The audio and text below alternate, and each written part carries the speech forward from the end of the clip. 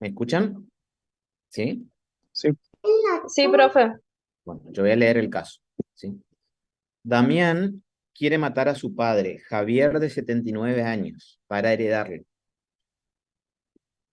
Por temor a ser descubierto, contrata a Renato, un conocido sicario, a quien ofrece la suma de 200.000 para que lo mate en el momento que crea oportuno. Renato acepta el trabajo, conociendo el parentesco entre Javier y Damián, sin conocer cuáles eran los motivos que le impulsaban a este y convencido por la suma de dinero que ganaría. Luego del encargo y de un amplio seguimiento de varios días, Renato planea el ataque. Sigue a la víctima hasta la plaza en la que habitualmente hacía ejercicios aeróbicos. En un determinado momento, cuando nadie observaba y Javier estaba distraído, se acerca rápidamente y le clava 2 puñaladas en la zona torácica. Las puntadas provocaron perforación de pulmones, lo que dejó a la víctima gravemente herida, desangrándose. Renato huyó rápidamente del lugar, mientras Javier estaba tirado en el suelo. Pasó cerca de él Patricia, una conocida médica de emergencia, quien corría en la plaza. Con mucha gente, perdón, como mucha gente lo hacía habitualmente.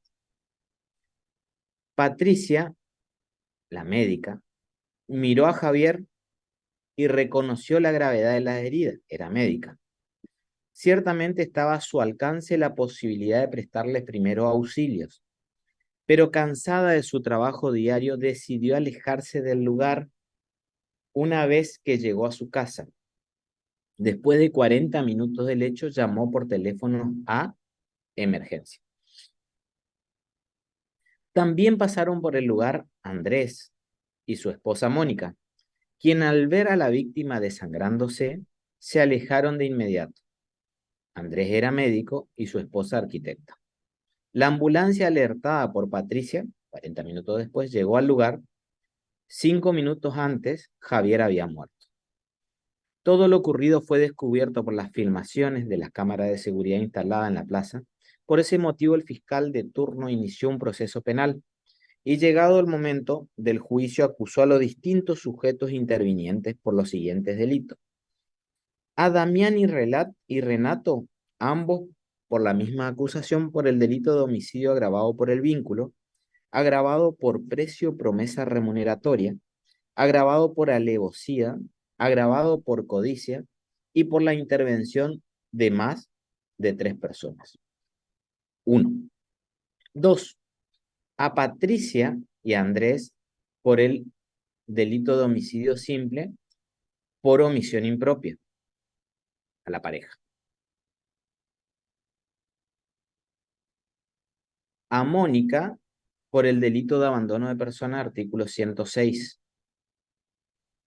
Además, en el juicio, el fiscal comprobó ante el juez que si alguno de los médicos hubiera prestado auxilios a la víctima, ésta muy probablemente se hubiera salvado. También se comprobó que si hubiera llamado a una ambulancia 20 minutos antes, muy probablemente hubieran salvado a Javier. Todos los intervinientes tenían celular con la posibilidad de hacer llamadas. Los abogados defensores solicitan la absolución de su defendido invocando falta de pruebas y sin argumentos importantes.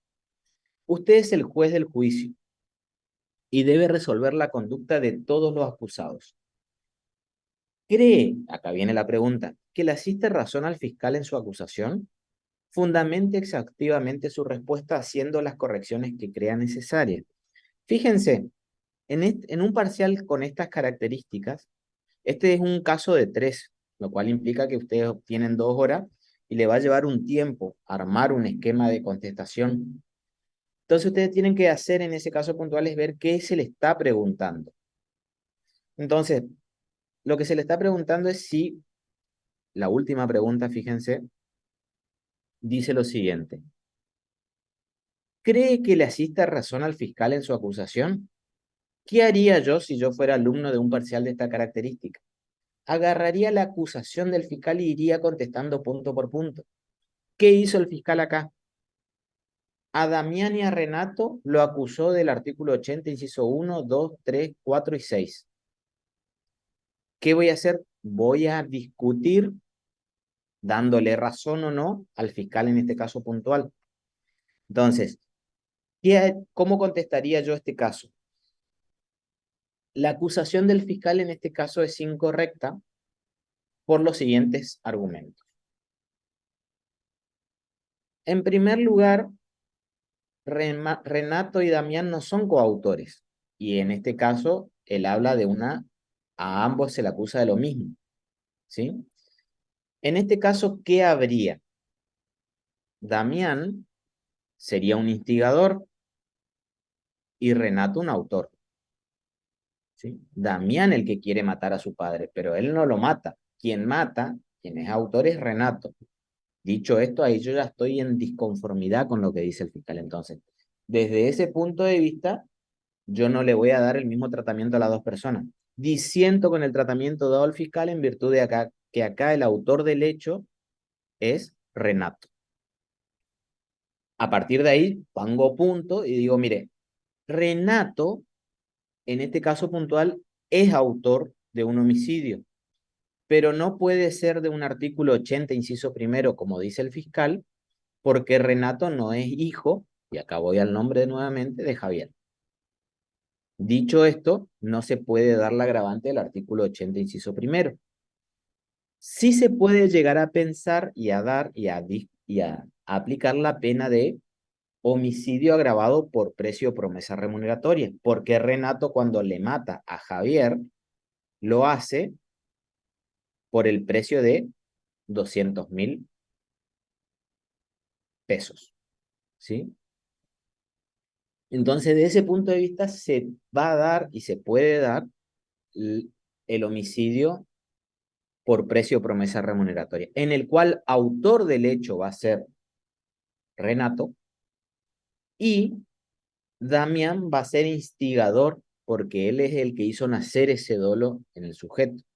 Entonces, ahí yo resuelvo esa calificación. Después tengo que pensar si se dan las otras dos o tres agravantes que dice el fiscal. ¿Cuáles son las otras dos? Alevosía, codicia y por la intervención de tres o más personas, de más de tres personas. Acá no hay la intervención de más de tres personas, lo cual tengo que descartar el inciso 6. También descarto porque para que se dé ese agravante tienen que ser como mínimo tres y acá hay solamente dos personas.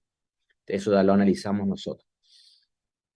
Y faltaría por ver y discutir si se puede dar la agravante por codicia, que es, creo yo, discutible. Puede ser porque la codicia, que es el ánimo desmesurado o el apetito de riqueza.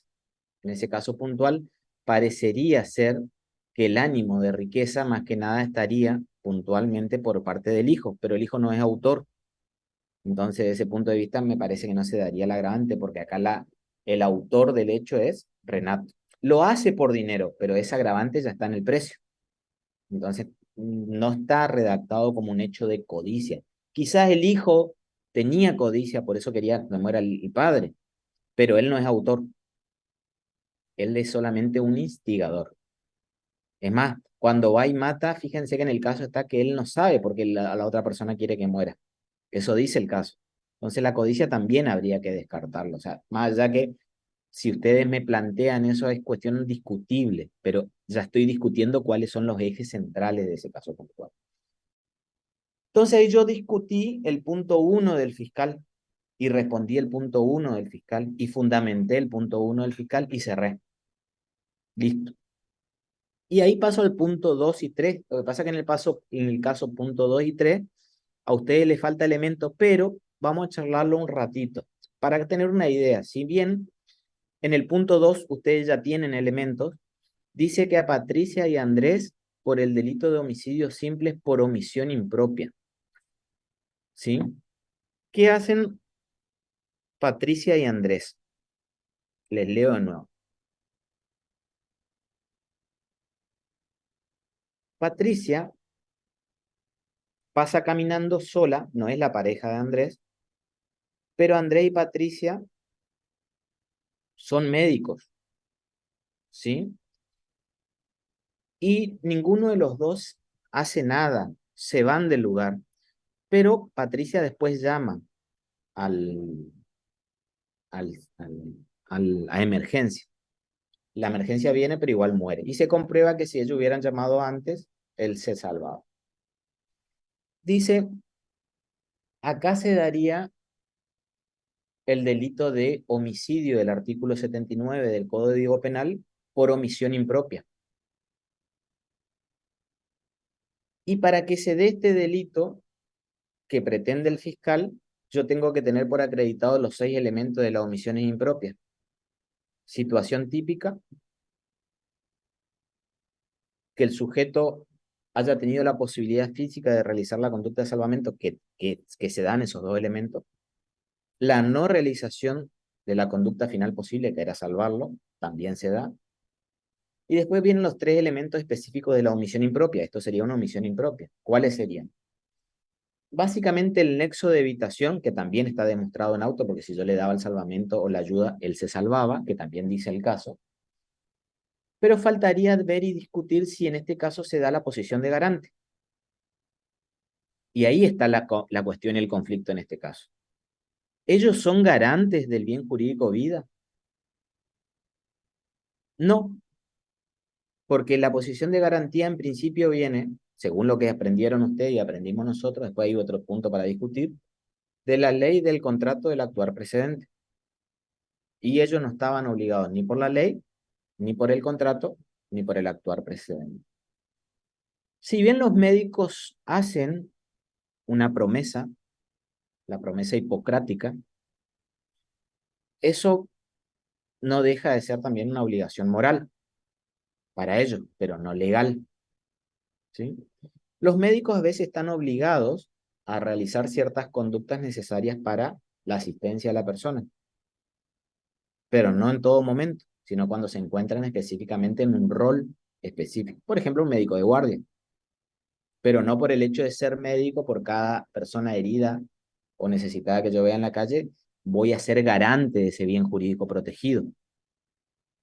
Dicho eso, no podría darse el delito de comisión por omisión o un homicidio doloso del artículo 79 como tipo omisivo.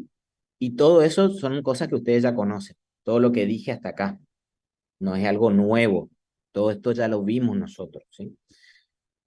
Y el fiscal también dice después de esto a Mónica por el delito de abandono de persona del artículo 106 del Código Penal. Ese delito, ese delito todavía nosotros no lo vimos. Ese delito todavía nosotros no lo vimos, ¿sí? Y que lo vamos a ver, no la clase que viene, pero la próxima, después de la que viene, sí ya estaríamos viendo el artículo 106 del Código Penal. Y básicamente regula el artículo 106, le leo textualmente, y es un tipo activo y omisivo a la vez. Ya vamos a ver por qué. Dice el abandono de persona, acá está el abandono de persona. No va a hacer ganar tiempo para cuando demos. El que pusiera en peligro la vida o la salud de otro, él no lo hace, o ella no lo hace, en este caso Mónica, ¿no? Colocando a su suerte, perdón, sea colocando en situación de desamparo, sea abandonando a su suerte a una persona incapaz de valerse y a la que deba mantener o cuidar o a la que el mismo autor haya incapacitado. Ella no lo incapacitó. En principio ella tampoco lo debe mantener. Esto le estoy dando ítem nomás del abandono de personas, ya lo vamos a analizar cuando veamos el 106. Y será reprimido con prisión de 2 a 6 años en ese caso puntual. La pena de reclusión o prisión de 3 a 10 años si como consecuencia del abandono resultare grave daño en el cuerpo, en la salud, y si ocurriere la muerte será de 5 a 15 años. Eso es la figura de abandono de persona.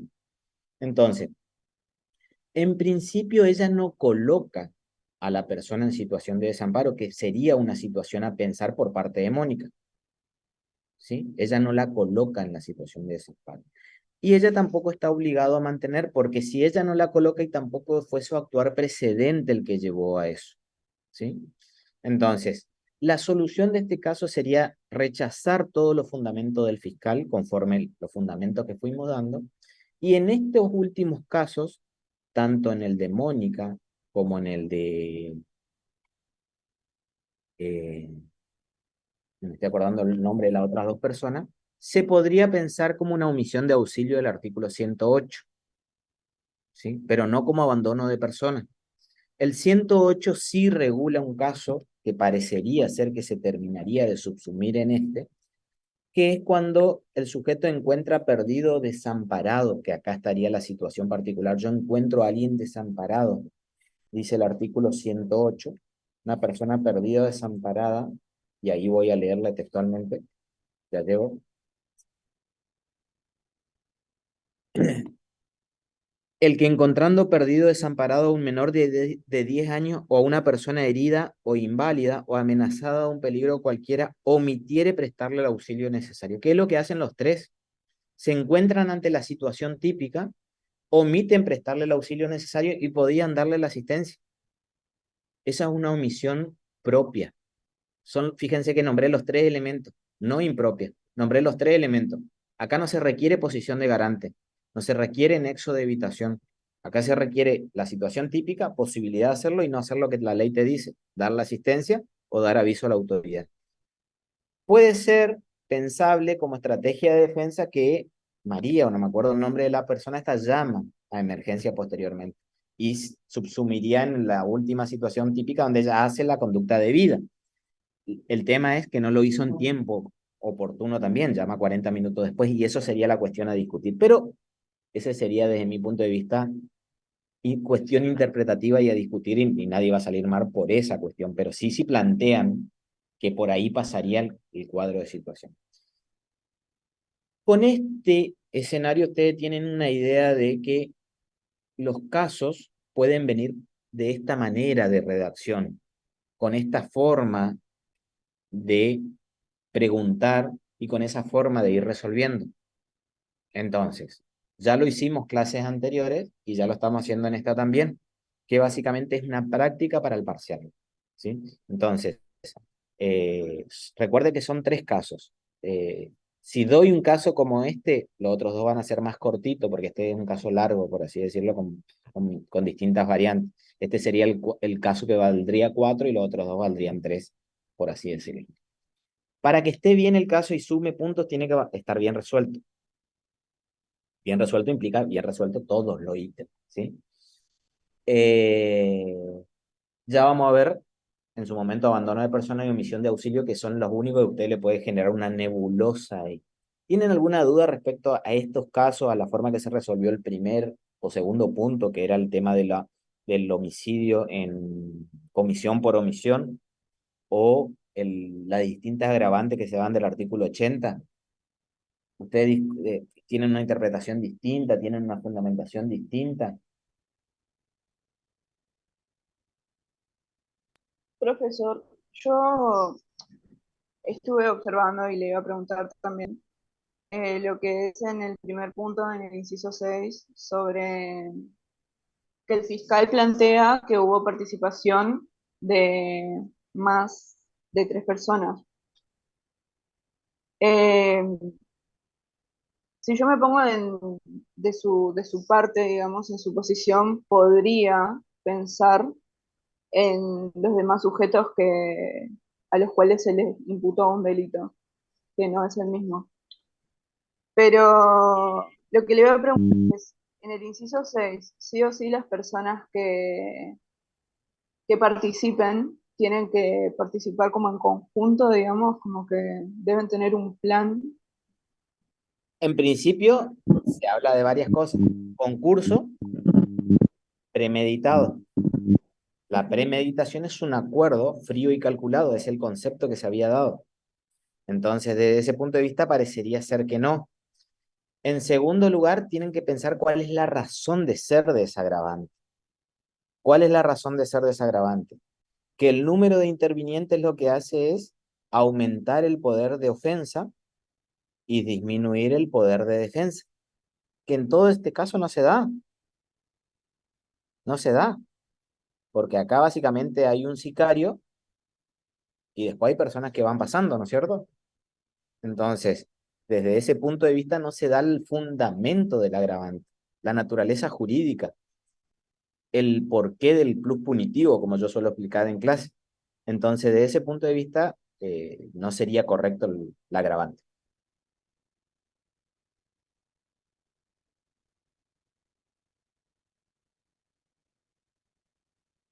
Usted, Yasmín, dijo que hoy tenía algunas preguntas respecto al aborto. Vamos a aprovechar, entonces por ahí nos podemos quitar algunas dudas.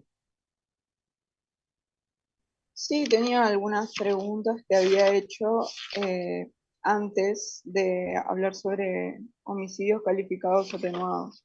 Así que Ah, son del antes, comienzo. antes de los homicidios atenuados. Sí. Eh,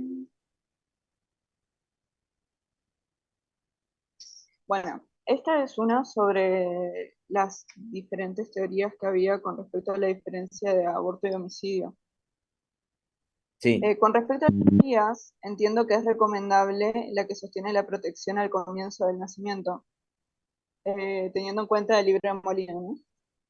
No sí. obstante, quería saber si en la práctica eh, se da lugar a la otra teoría, que de alguna manera pueda favorecer la posición del médico que generó lesiones al bebé, si consideramos que el momento límite entre ambos es la separación total del bebé y la madre. Miren, este punto básicamente lo que está discutiendo, lo que está preguntando es decir, ¿cómo yo diferencio el homicidio del aborto? Y lo único que yo expliqué en realidad es esa parte, quizás no profundicé, recuerdo. Es decir, mire, el nacimiento es lo que distingue el homicidio del aborto. Eso fue lo que yo dejé en claro. Lo que yo creo que no dejé en claro es cómo yo diferencio, cómo sé que hubo nacimiento. Entonces ahí, si lo dije al pasar, pero no profundicé. Ahí vienen varias teorías para decir cuándo hay nacimiento. Entonces algunos autores van a decir, va a haber nacimiento cuando, por ejemplo, hay una separación total entre la madre y el feto, lo cual requieren inclusive, para que se dé esto, el corte del cordón umbilical. Y otros van a decir, no, lo que se requiere es que la persona haya nacido con vida. ¿Y cuál es el signo, por ejemplo, que se requería anteriormente para que haya vida? No sé si ustedes habrán visto en la película, pero inclusive el golpe que se le suele dar al niño en bien nacido, para que el niño grite, porque ese era un signo de vida, porque de esa forma se le llenaban los pulmones de aire.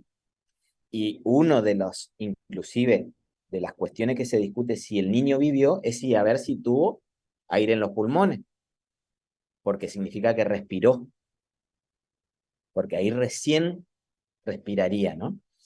Entonces, cuando se habla de ese punto de vista, se suele utilizar ese tipo de teorías.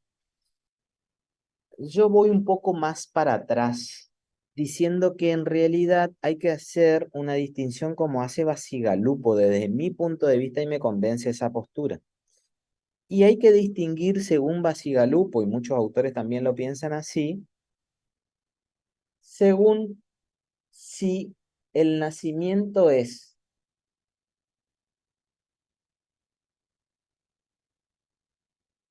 natural o por cesárea. Natural o por cesárea. Si el nacimiento se va a dar por cesárea, va a ser distinto a cuando se haga de manera natural.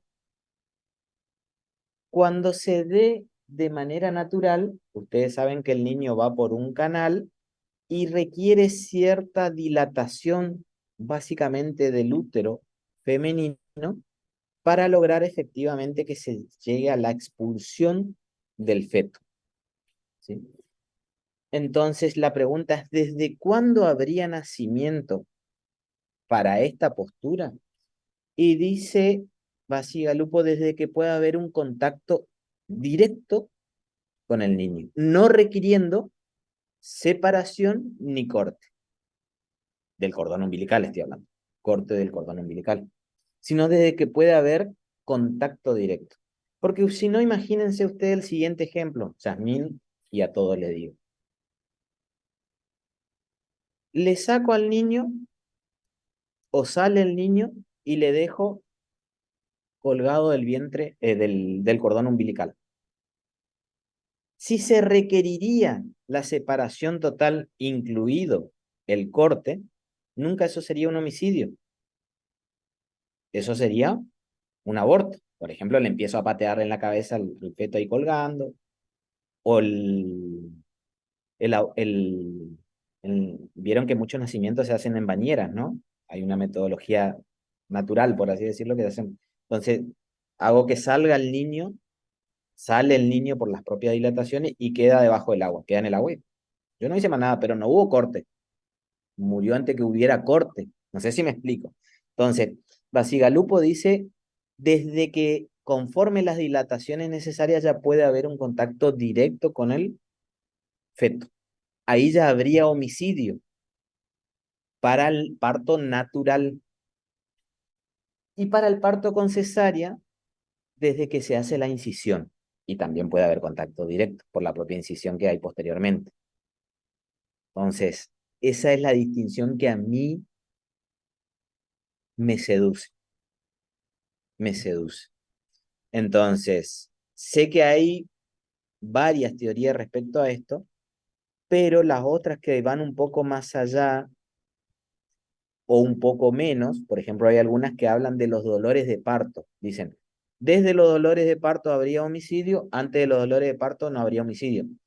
Miren, hay casos puntuales que ustedes saben que hay dolores y trabajos de parto conforme, inclusive con sintomatologías propias de la expulsión en los meses primeros de embarazo, a los 3 meses, 4 meses, 5 meses por embarazos traumáticos, y hay dolores de parto, pero eso no significa que es sujeto pasivo de homicidio, ese feto. Entonces, esa teoría tampoco a mí me convence. Me seduce mucho la postura de Basigalupo en ese punto, que separa entre partos naturales y partos por cesáreas. Y esa sería la distinción. Entonces, dilatación es suficiente para tener contacto directo con el niño, parto natural, incisiones del vientre materno con lo que es la cesárea.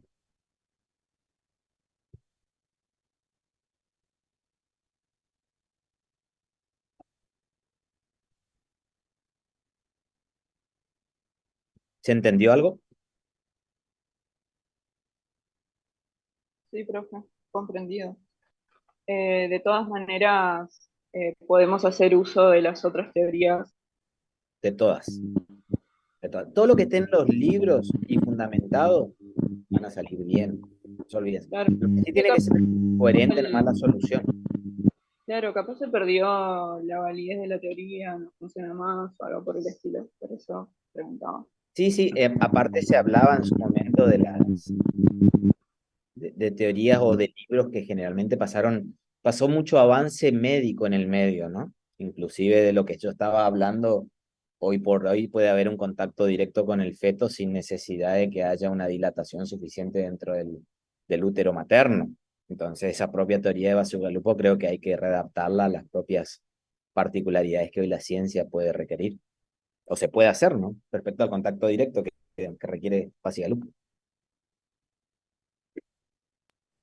Bien. Las lesiones al feto, las lesiones al feto no están reguladas dentro del Código Penal argentino. Eso sí No. quiero que quede claro. Otra pregunta que también le iba a hacer, tarde o temprano iba a llegar, es preguntarle otra vez sobre la concepción de pareja del artículo 80, inciso 1, porque al final no me quedó claro si se entiende por exigir el requisito de la convivencia de al menos 2 años o no, a pesar de la red. Depende del autor que ustedes lleguen. A ver, para mí es claro lo que dice el Código Penal, Ujú. aunque no haya convivencia. El Código Penal dice aunque no haya convivencia, ¿sí? El último parrafito del artículo 80, inciso primero del Código Penal, no requiere la convivencia. Dice mediar o no convivencia. Es decir, que si no hay convivencia también puede haber pareja. Parece que eso es bastante claro lo que dice el Código Penal. Esto no significa que yo no le entienda a los autores que dicen de que es necesario el tiempo de convivencia, porque si no, habría una amplitud de los hechos abarcados por la norma. Sí, tienen razón. Esa crítica es muy valedera. Ahora, quitar el requisito de la convivencia o agregar el requisito de la convivencia me parece que va más allá de ello. Esto no significa que yo no esté de acuerdo, por ejemplo, con requerir que la pareja tenga algunos ciertos requisitos. Por ejemplo, ciertas publicidad, que eso sí requiere el autor. Yo digo, mire, sí, me parece bien. O sea, publicidad que todo el mundo lo tiene. No, no, pero tiene que, un cierto círculo de sujetos tienen que conocer el vínculo de pareja. ¿Sí? Ese me parece a mí, pero por una cuestión de ponerles límite y que tenga cierta entidad, que no sea insignificante. ¿A qué apunto? Bueno, te invité a tomar un café, te invité a que seas mi pareja, te invité a que seas mi novia. No, no, todavía no, sino que tiene ese principio de insignificancia que dimos hoy al comienzo de clase, también traerlo acá, sino tiene que ser algo más, ¿sí? A ver, este sujeto no es de una sola pareja en la vida, sino que va teniendo muchas parejas por ahí, ¿sí? Va teniendo muchas novias. ¿De todas sería pareja o cuál es el requisito? A eso apunto. Es un término tan complicado que sin duda yo creo y dudo de la constitucionalidad de la misma, sin duda. Ahora, ¿se requiere la convivencia o no? El tipo penal dice que no. El tipo penal dice que no. ¿Por qué dicen los autores que requieren? Y para tratar de ponerle un límite, un coto. Entiendo, comprendo, es atendible, puede ser que esté bien. ¿Tengo que tomar postura? No sé, no sé. Pero me parece que algo que hay que dejarlo abierto, ¿no? Hay que dejarlo abierto, o sea, eh, algo que no hay que circunscribirlo, decir, esto es pareja, porque va a ser inclusive algo que va a ir mutando socialmente el concepto. Dentro de 10 años el concepto de pareja va a ser distinto al que hay hoy, sin duda, eso sin duda. No es el mismo que había 10 años atrás, socialmente hablando.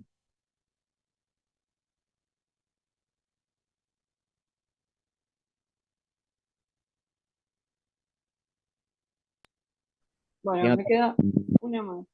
Sí, ya. Una más. Sepa. Eh, bueno, le voy a pedir que me vuelva a explicar la diferencia entre el artículo 80 inciso 5 y el artículo 186. Sí, básicamente el artículo 85, 100, inciso 5, ustedes recuerden, cuando leen el 80, inciso 5, siempre léanlo, como le expliqué, el que matare, ¿sí? Y básicamente el inciso 5 por un medio idóneo para crear un peligro común. Eso es lo que dice el inciso 5 del artículo 80, ¿sí? Entonces, ¿cuáles son los medios idóneos para crear un peligro común? Y básicamente tengo que ir a ver el artículo 185, ¿por qué? 186, perdón, porque acá nosotros tenemos los delitos contra la seguridad pública y son delitos que afectan comúnmente a la generalidad. ¿De qué manera? El propio artículo 186 se encarga de decirnos cuáles son esos medios. Y esos medios son el incendio, la explosión y la inundación. Fíjense que así empieza el artículo 186. Por eso todos los autores dicen, ¿cuál es el medio idóneo para crear un peligro común? Bueno, es el incendio. Bueno, es la explosión. Bueno, es la inundación. Y se requiere para que se dé el artículo 80, inciso 5, que se utilice estos medios y que en el caso concreto haya existido un peligro común. Es decir, una muerte de una persona mediante una explosión, pero además haya existido un peligro para el resto de personas, para varias personas, ¿no? Y ahí yo entendí supuestamente el artículo 80, inciso 5, pero después veo que hay una figura que se llama la figura de estrago y la figura de estrago dolosa, que es la del artículo 186, que reprime cuando una persona crea un peligro común, ¿de qué manera? Mediante incendio, explosión o inundación. Y mediante esa explosión o inundación va agravando las consecuencias de ese hecho. Y reprime en el inciso cuarto con reclusión o prisión de 3 a 15 años si hubiera un peligro de muerte para alguna persona y de 8 a 20 años si el hecho fuere causa inmediata de la muerte de alguna persona. Entonces, mediante un incendio, yo causo la muerte de una persona. ¿Y allá qué hice yo? Yo mato a una persona mediante un medio idóneo para crear un peligro común. La forma más fácil es de tratar de distinguir, dicen los autores, es tratar de decir que allá, en el artículo 80, inciso 5, está la muerte dolosa. La muerte dolosa, es decir, la muerte es dolosa. Ustedes saben que esa muerte sí o sí tiene que ser dolosa. Y esa muerte dolosa tiene que ser con dolo directo. Esa es una forma de distinguir los tipos penales. Y que acá quedaría, por ejemplo, la muerte con dolo eventual. Esa es una de las formas de interpretar. Yo creo que no, porque para mí el dolo eventual también está allá. ¿Sí? Yo le tiro una granada a una persona y puede ser que la mate o no, pero sé que estoy utilizando una granada y que la puedo matar. El dolo es eventual en ese caso puntual, porque tengo una probabilidad alta, pero no tengo un dolo directo de muerte en ese caso puntual. Entonces, para mí el dolo eventual ya está en el artículo 80, inciso 5, como lo está también en el 79. El dolo eventual, ustedes saben que homicidio, perdón, se puede cometer con dolo eventual también. Entonces, a mí no me termina de convencer, pero hay una postura muy importante, Yasmín, de que diría que esa sería una forma de solucionar. Dolo eventual acá, 186, inciso 5, y dolo directo en el artículo 80, inciso 5. Esa es una teoría. Para mí, en el artículo 80, inciso 5 está el dolo directo y el dolo eventual. Y este tipo penal plantea cuestiones totalmente distintas, ni siquiera estaría la muerte imprudente, sino que sería un tipo redundante que debería ser derogado. ¿Sí? Este tipo penal está y genera confusión y debería ser derogado. Decir que acá solamente estaría el homicidio imprudente, que es la otra interpretación posible y que hay posturas que así lo dicen, es decir, ¿cuál es la otra postura? Allá está el homicidio de dolo directo en el 80 inciso 5, más el dolo eventual, y acá está el homicidio imprudente. El problema es que este quantum punitivo es demasiado alto, porque tiene pena de 8 a 20 años, lo cual parece ser que es muy propio de un homicidio. La pena es parecida al homicidio, inclusive el mínimo es igual, el mínimo es un poquito más bajo, ¿sí? Básicamente en este punto yo estoy de acuerdo con Gonzalo, donde lo que se recomienda del eje de Ferenda es modificar y eliminar este tipo penal y que allá, yo también estoy de acuerdo, están el dolo directo y el dolo eventual. Esas son las posturas que están dando vuelta en este punto. Pero, a ver, uno como estudiante y como analizador de estos tipos penales, ¿qué tengo que saber yo? ¿Qué discusión plantea el artículo 85, inciso 5 y qué dificultad con el artículo 186, inciso 5? Eso tengo que saber. Después, tengo que tener la solución. No sé, yo sé cuáles son las problemáticas que plantea este tipo penal. Eso es lo que tengo que saber. Lo mismo que en el artículo 80, inciso 1. Ese concepto. Lo mismo que en el concepto de dolo eventual. ¿Y usted qué cree? Mire, para mí el dolo eventual es una atribución normativa del mismo y creo que es la creación de una puesta en peligro o una creación de un peligro tan grande que el ordenamiento jurídico le va a penar de manera más gravosa. Ese es mi criterio normativo, pero está la teoría de la voluntad, la teoría de la impresión, o sea, hay un sinnúmero de teorías. Yo sigo una teoría. Lo que tengo que saber yo es cuáles son las discusiones que se van a plantear en ese caso puntual. Y con eso, medianamente, uno se tiene que dar por satisfecho, porque si no, el grado de insatisfacción tan grande que uno le deja al derecho penal es extremadamente grande. Porque si, al final no queda nada en claro, nunca de lo que usted viene a enseñar. Y no es así. La verdad que es así, efectivamente. Eh, pero es la realidad, es no desconocer eh, el objeto con el cual estamos estudiando. Nuestro objeto es un objeto no moldeable, no estancado, no rígido y no algo que lo tenemos acá y, esto es azul con negro y así. No, no, miren, el derecho penal es una cuestión de normas, de interpretaciones posteriormente, de discusiones, mucho más con la teoría del delito que nosotros tenemos, que menos mal que tenemos la teoría del delito, que es una forma estratificada de poder analizar, al menos en un orden secuencial. Por eso lo que yo exijo siempre es que ustedes sepan preguntarse el orden secuencial y contestar ese orden secuencial. Por eso es que soy medio pesado con eso, porque si no tenemos un diálogo común, me parece que el derecho penal se va a hacer mucho más complicado.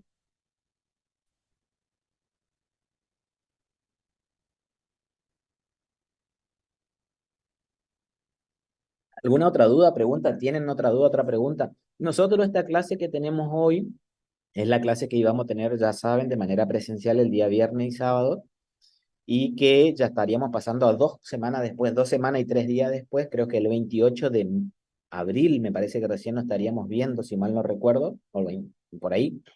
Es decir, que son 2 semanas más que tienen sin verme. Es decir, que para la clase que viene, ¿qué le voy a pedir yo? Que vamos a terminar de dar lesiones con algunos casos, vamos a trabajar algunos casos, vamos a ver diferenciar con ese caso las lesiones graves de las gravísimas.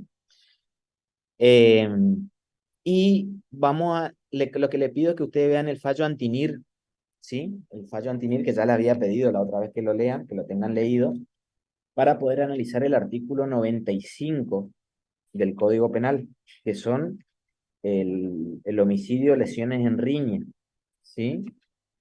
Entonces, el fallo Antinir de la Corte Suprema de Justicia de la Nación, el fallo 329-2367, ¿sí? 329, 2367. 9 de junio del 2006. La otra vez hicimos búsqueda nosotros de fallo, ¿no es cierto? ¿Sí? Bueno, básicamente se van a esa página, ponen ese número de tomo y página, y ahí van a tener el fallo Antinir, que lo tienen que tener leído para la clase del 28, que con eso nosotros vamos a analizar. ¿Qué es lo que quiero que analicen?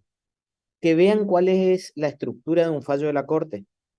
Básicamente, ¿qué hay ahí? Fíjense quién es el que está escribiendo, ¿sí? Fíjense si es un juez el que está escribiendo, si es un fiscal, si los jueces lo único que hacen es adherir, o hay distintos jueces y dicen cosas distintas. ¿Cómo se llega a la mayoría? Antinir sirve para eso. Es más, a mí